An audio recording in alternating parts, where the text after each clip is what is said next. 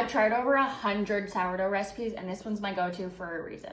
First things first, obviously you have to feed your sourdough starter. I do this like 6 to 12 hours before, dependent on how cold my environment is and also how strong my sourdough starter is at the moment. So I just fed this morning and it's doubled, so she's ready to go. So I'm going in and I'm adding in 125 grams of sourdough starter. I literally always accidentally add just a little bit too much, so I'm going and just plopping some of this out. I always use water fresh from my fridge in my Brita. I always go in with 325 grams, but I weigh it out beforehand because I just zap this in the microwave a little bit. If you have filtered room temperature water on hand, obviously use that, but this is how I get mine. 325 on the dot. This is gonna go in the microwave for 30 seconds. So I ended up microwaving this for 35 to 40 seconds. Just feel this, and once it's room temperature, you're good to go. I'm going in with the 325 grams. Now all you have to do is you just want to mix it up. So I just mix it up. I use this Danish whisk or a dough whisk, whatever you have. I used a metal spoon when I first started making sourdough, but eventually I got a sourdough kit just for fun. You can get it. I have a link in my bio for the one that I got, and I still use it a year later.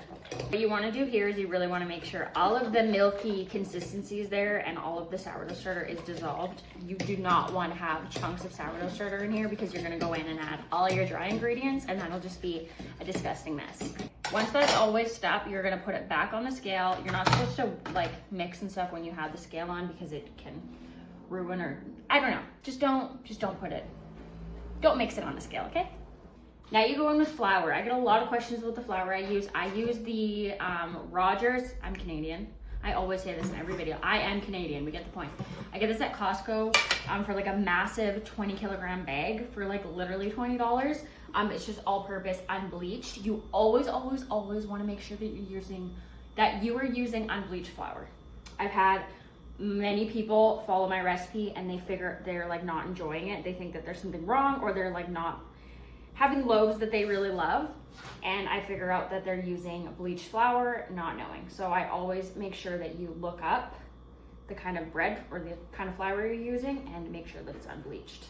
Now you go in with salt. I just use this table salt. You can use like any you can use Himalayan salt, you can use pretty much any salt that you want. Just make sure you look it up to see if that's okay, but I'm sure lots of salts are good. I just get this because it's cheap. Salt is usually cheap, but this is the cheapest one and for the most amount. So going in and I'm adding in 10 grams of this. So now you whisk it all up. That is my favorite sourdough recipe. I am very interested in the ones that you guys make because I've tried lots, but I'm willing to try more.